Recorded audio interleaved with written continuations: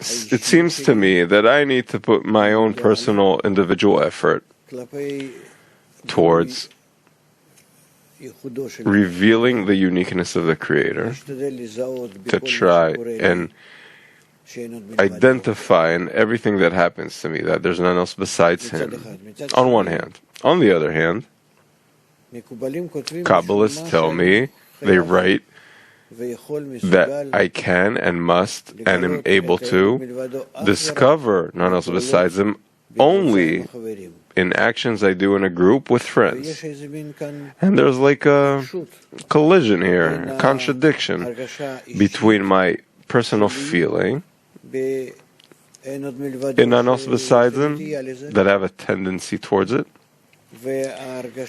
and the feeling that I have to discover it through connection with the friends. It's confusing me. I don't know why I need specifically from connection to discover none else besides Him, and not on my own, from the point, my internal point of the heart, my internal point in the heart of mine. No, from the center point and the connection with the friends. Why? It's like this very vague thing suddenly happened. The goal is understood, me, the Creator, none else besides Him. I'm concentrated to think that He alone works on me and so on.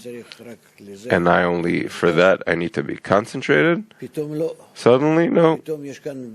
Suddenly between us, there's a group, and only through the group, as much as it will be focused and connected and concerned about the connection between them, between the friends, and only through that, afterwards, we discover and aim ourselves towards the Creator.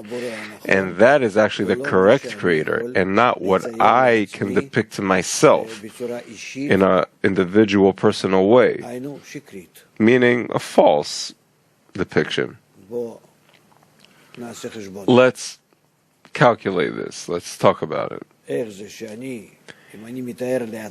How do I, if I depict the Creator and the connection with Him, none else besides Him, individually, is false, and only through the center of the group, if I discover Him and am connected to Him, that is the truth.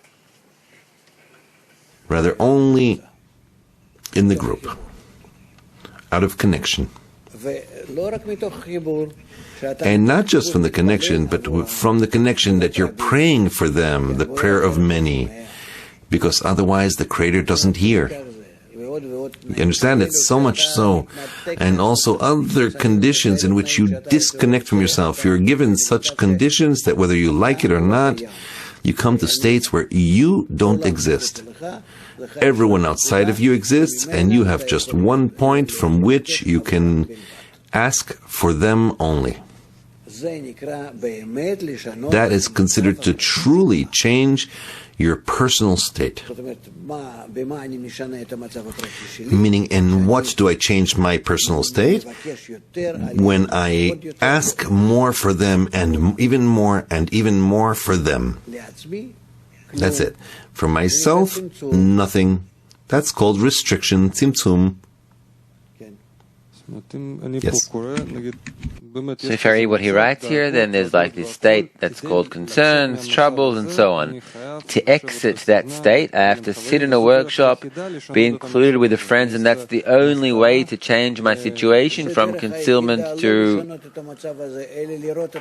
That's not just the only way to change this state, but to see this evil as a stimulus, the reason which brings you to the right scrutiny. And the right scrutiny is not in this desire at all or in this state, but rather it's just a stab that reminded you, like an alarm clock that awakens you to some action. To what action?